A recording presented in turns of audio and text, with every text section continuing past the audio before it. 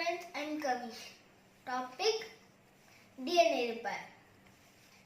Every day your DNA gets damaged so many times. Multiply with your human cells.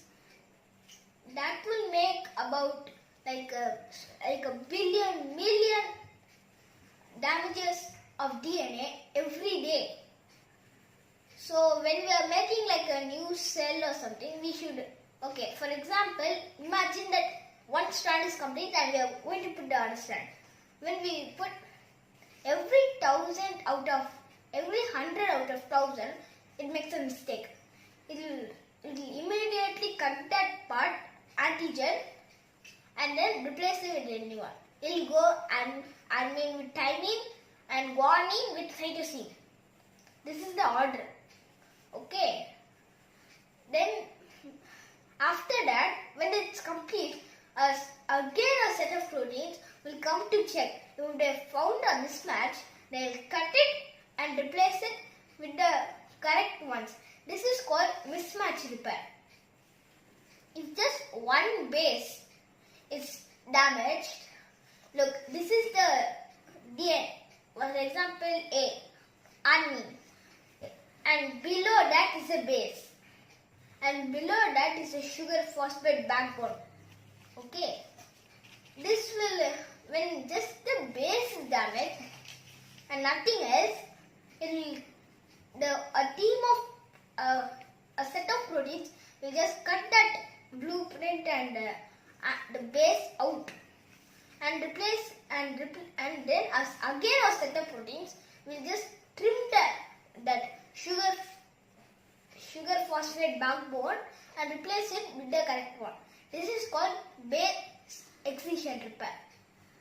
If UV light can make a more complex kind of damage, if it's like this, it'll just make like this. It'll just punch and just make it like instead of a double helix shape, it just punch a hole and just push it in just a tiny area, like a little area. This will, a team of proteins will just take 24 or so nucleotides and replace it with the new ones. This is called nucleotide excision repair. X-rays and gamma rays can make the most dangerous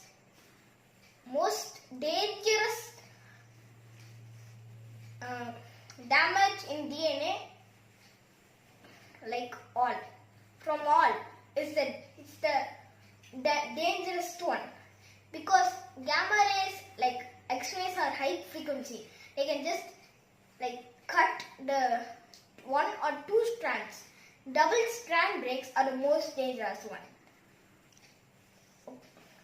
Even just one strand break, even just in just one DNA, it has like one DNA. If it's having the double strand break, it just lead to cell death.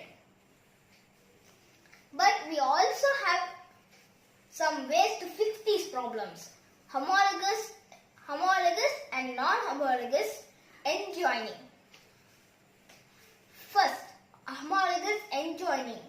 Homologous end joining will like take a similar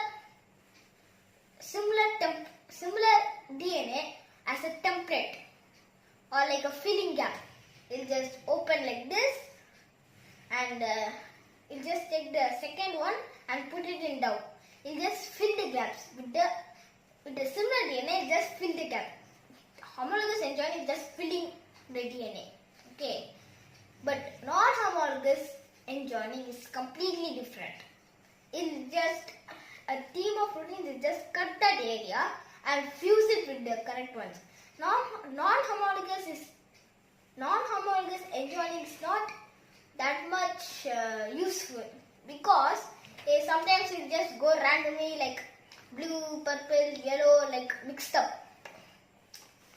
But this can be useful when sister DNA is not available.